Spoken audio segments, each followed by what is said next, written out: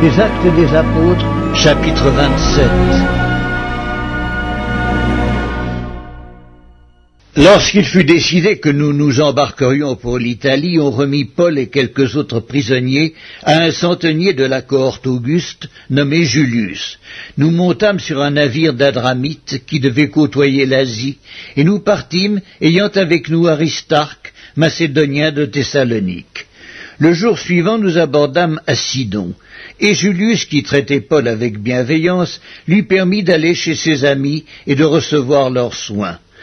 Partis de là, nous longeâmes l'île de Chypre parce que les vents étaient contraires. Après avoir traversé la mer qui baigne la Cilicie et la Pamphylie, nous arrivâmes à Myra, en Lycie. Et là, le centenier ayant trouvé un navire d'Alexandrie qui allait en Italie, nous y fit monter.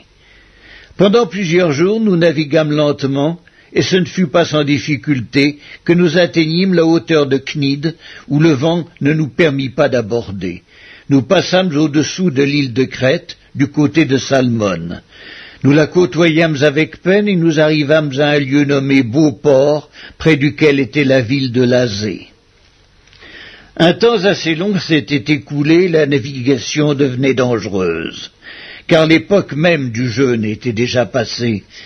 C'est pourquoi Paul avertit les autres en disant « Ô homme, je vois que la navigation ne se fera pas sans péril et sans beaucoup de dommages, non seulement pour la cargaison et pour le navire, mais encore pour nos personnes. » Le centenier écouta le pilote et le patron du navire plutôt que les paroles de Paul, et comme le port n'était pas bon pour hiverner, la plupart furent d'avis de le quitter pour tâcher d'atteindre Phénix, port de Crète, qui regarde le sud-ouest et le nord-ouest, afin d'y passer l'hiver.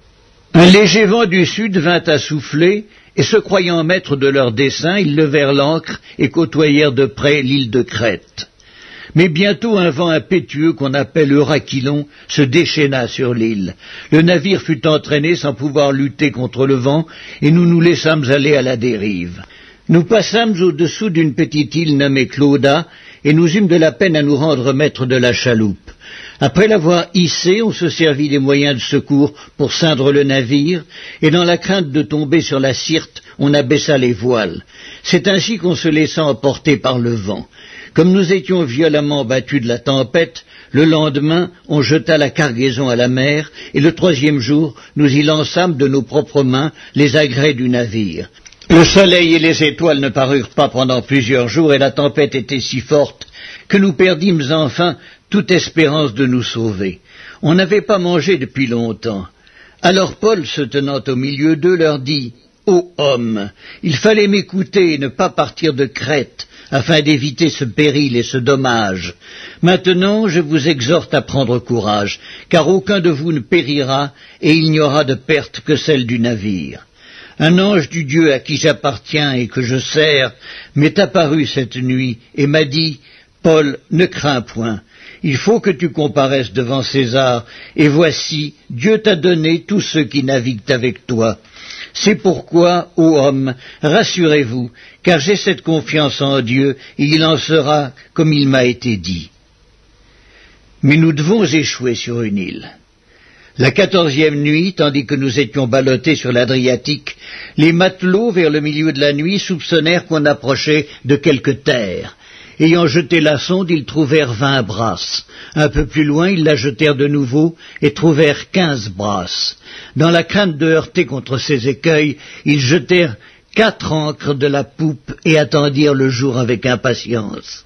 Mais comme les matelots cherchaient à s'échapper du navire et mettaient la chaloupe à la mer sous prétexte de jeter les ancres de la proue, Paul dit aux centeniers et aux soldats « Si ces hommes ne restent pas dans le navire, vous ne pouvez être sauvés. » Alors les soldats coupèrent les cordes de la chaloupe et la laissèrent tomber. Avant que le jour parût, Paul exhorta tout le monde à prendre de la nourriture, disant « C'est aujourd'hui le 14e jour que vous êtes dans la tente et que vous persistez à vous abstenir de manger. Je vous invite donc à prendre de la nourriture, car cela est nécessaire pour votre salut, et il ne se perdra pas un cheveu de la tête d'aucun de vous. » Ayant ainsi parlé, il prit du pain, et après avoir rendu grâce à Dieu, devant tous, il le rompit et se mit à manger. Et tous, reprenant courage, mangèrent aussi. Nous étions dans le navire 276 personnes en tout. Quand ils eurent mangé suffisamment, ils allégèrent le navire en jetant le blé à la mer. Lorsque le jour fut venu, ils ne reconnurent point la terre, mais ayant aperçu un golfe avec une plage, ils résolurent d'y pousser le navire s'ils le pouvaient.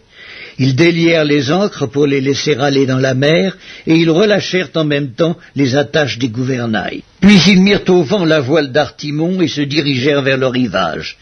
Mais ils rencontrèrent une langue de terre où ils firent échouer le navire, et la proue s'étant engagée, resta immobile, tandis que la poupe se brisait par la violence des vagues. Les soldats furent d'avis de tuer les prisonniers de peur que quelqu'un d'entre eux ne s'échappât à la nage, mais le centenier qui voulait sauver Paul les empêcha d'exécuter ce dessein.